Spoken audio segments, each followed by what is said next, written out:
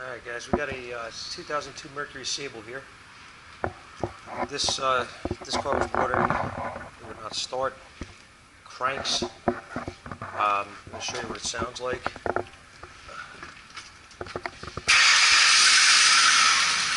Oh, okay, it starts for a second.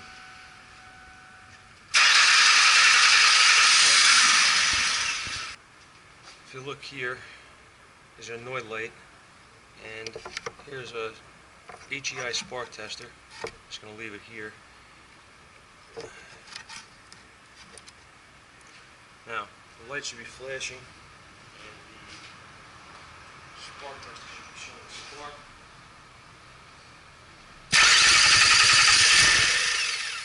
As you can see, so I can do that again. A little hard to run by myself.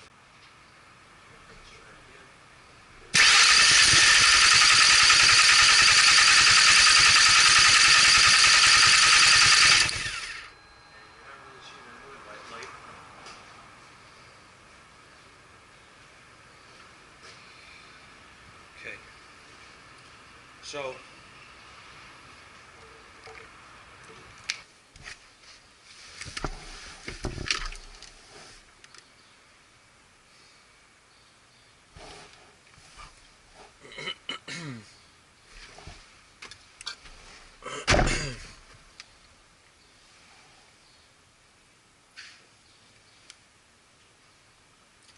okay, so first thing we're going to do here is, well, the first thing I did was I checked, I didn't film it, but I checked the power to the injectors to make sure that I'm not losing it while it's cranking, to make sure that you know, I have the right amount of voltage there.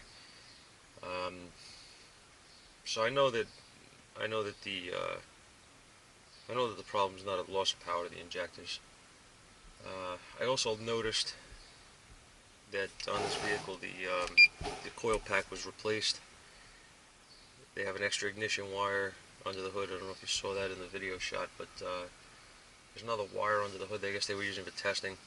So somebody was working on the vehicle at some point, and they gave up, so that's why it's here. So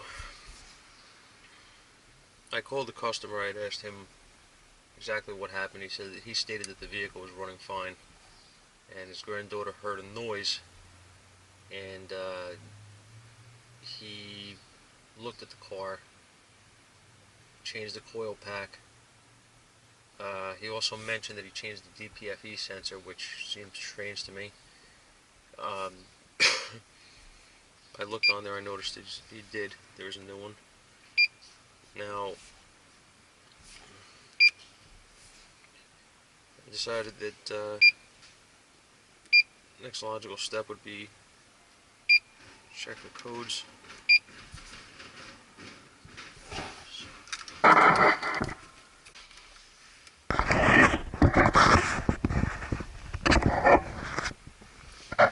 Alright, so we're in the scan tool.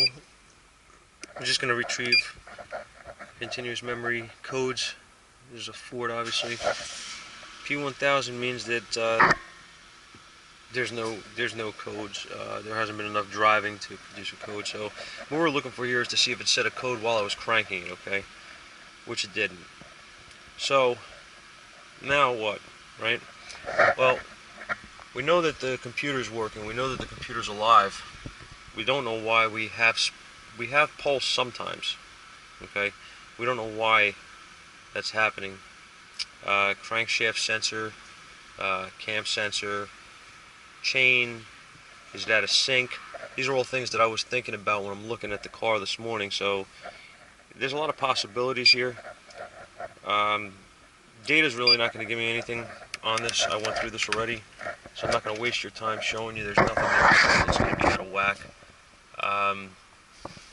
We know we're not losing the crankshaft signal, the camshaft signal. We tested that. We also know that they're in sync. Okay, so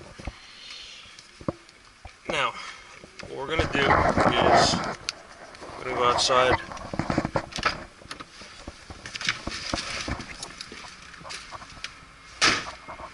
going to crank this thing again. Right here. Okay? So I'm going to do this again.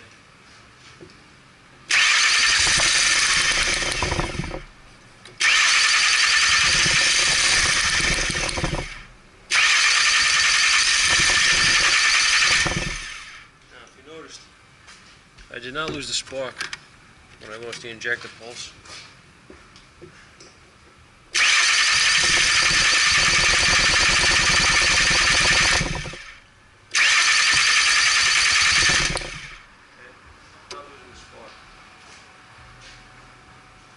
Now,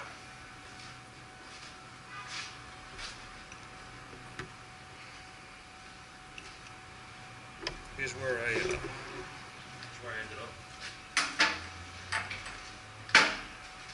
Kept going back to why that guy changed the DPFE sensor. When I spoke to him, he said that it was melted. Now, a melted DPFE sensor, which I don't know if I can get a shot of it, but I'll try to show you. It's a little sensor.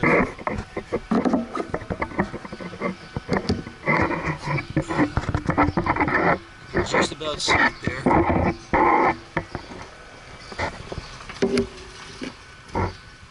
Right next to the coil pack. Okay? That's the DPFE. That was melted. Now, back pressure. Right? Excessive back pressure due to a clogged converter. That would cause a problem. Just pulling the O2 out. Okay, just the O2 sensor. And I'm going to screw in a back pressure gauge.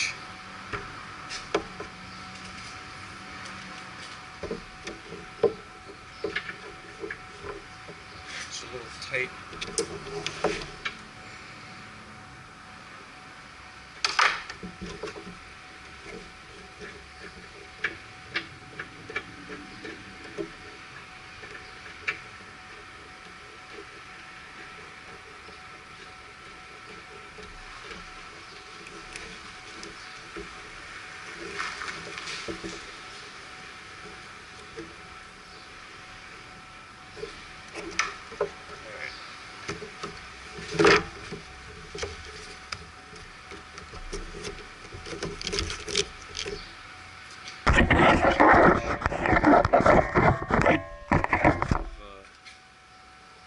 This gauge.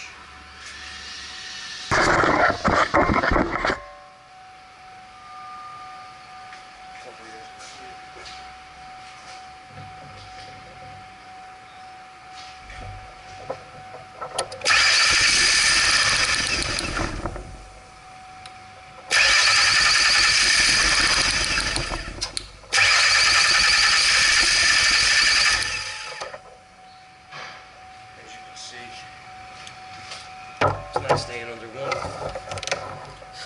This exhaust is clogged.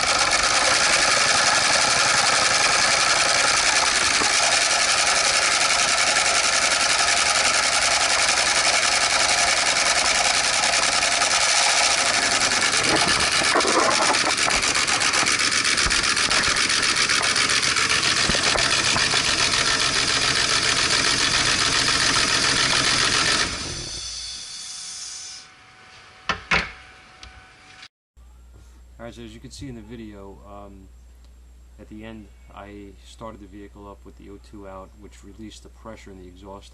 I didn't run it for long, just to test to make sure it'll stay running.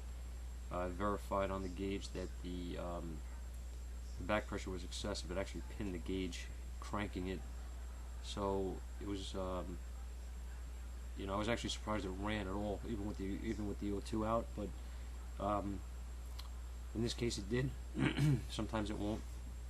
So tomorrow we'll be putting a converter on that vehicle and giving it back to the customer in like new condition, hopefully, and that'll be that. So I hope you enjoyed the video. Sorry about the background noise with the camera. I'm was having a little bit of issues with the mount, so it was the best I could do for now. But hopefully you guys got the drift of what I did and how we approached the diagnostic routine in this vehicle, and how we came to the end result of finding the converter that was blocked. Remember, this car had multiple components changed: the coil pack, idle air control motor, DPFE, which the DPFE was melted from the excessive back pressure, which makes sense, but the other components were probably replaced for no reason at all. So, you know, well, for the wrong reason. In any case, hope you enjoyed the video, and stay tuned for more.